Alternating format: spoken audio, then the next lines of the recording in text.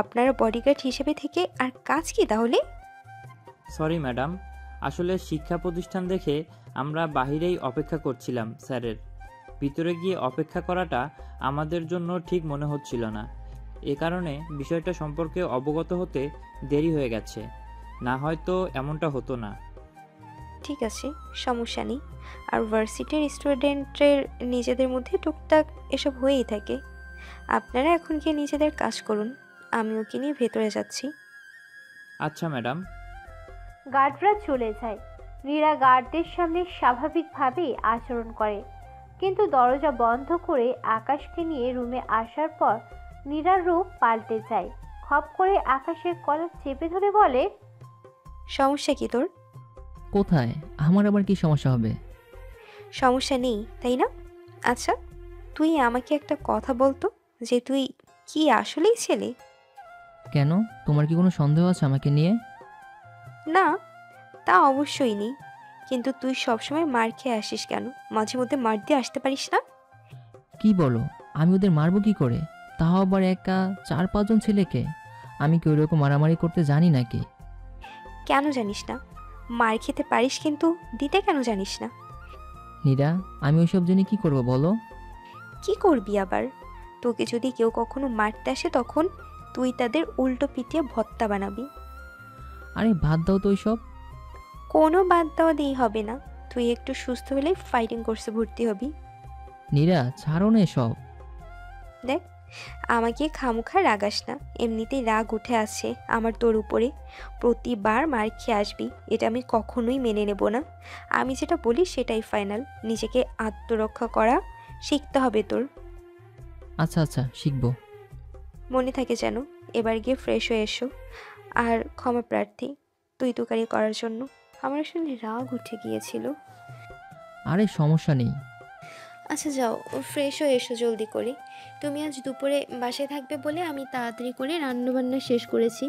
তুমি ফ্রেশ হয়ে আসলে আমিও ফ্রেশ হতে যাব, এরপর দুজনে খেতে বসবো। আচ্ছা। আকাশ ফ্রেশ হতে চলে যায়। শরীরের বেশ কয়েক জায়গায় ব্যথা হচ্ছে আকাশের। কোনো মতে গোসলটা সেরে আসে আকাশ। আকাশের পর নীরা গোসল করতে চায়। আকাশ খাটে শুয়ে আছে। নীরা গোসল করে আসার অপেক্ষা করছে।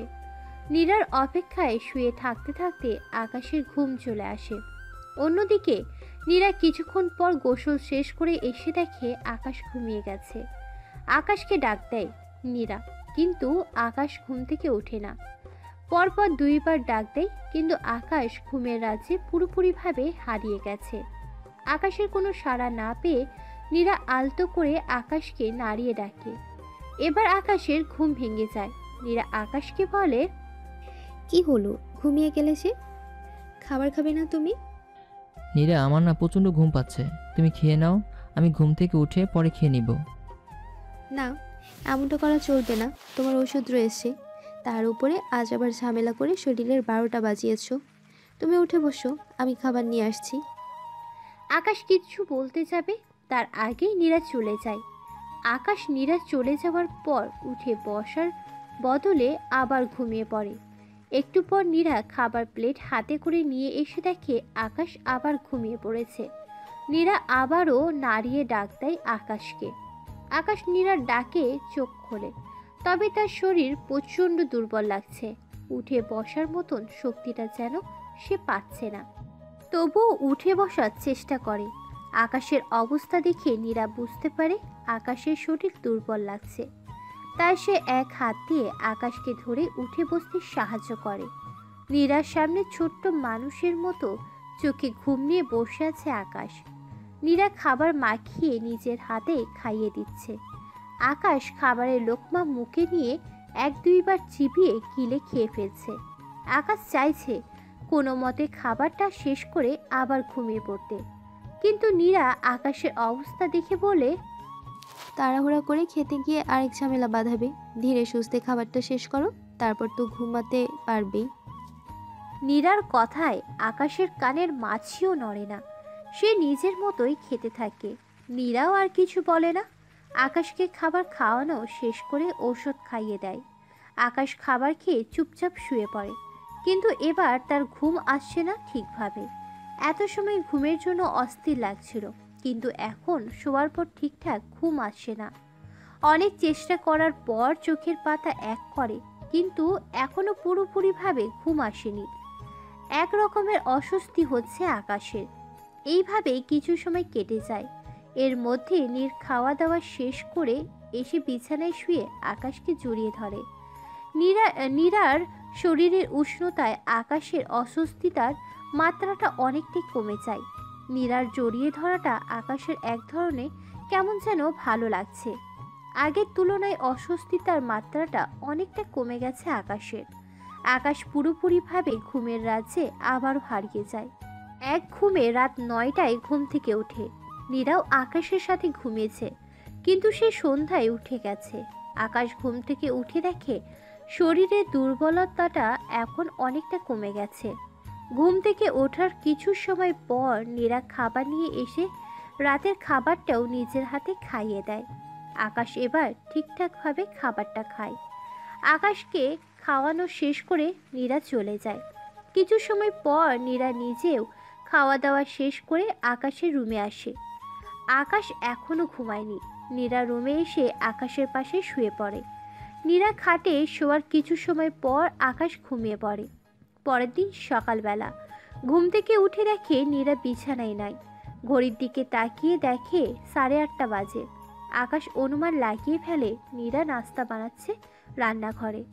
আকাশ আর 5-7 না ভেবে ফ্রেশ হতে চলে যায়। খানিক বাদে ফ্রেশ হয়ে ফিরে এসে দেখে নীরা টেবিলে নাস্তা রেডি করে রেখেছে। আকাশ রেডি হয়ে নাস্তা করতে চলে যায়। নীরাও আকাশের সাথে সাথে টেবিলে বসে নাস্তা করে নেয়। আকাশ নাস্তার পালা শেষ করে অফিসের জন্য বেরিয়ে যায়। গার্ডরা নিজেদের ডিউটি পালন করে আকাশকে অফিসে পৌঁছে দেয়।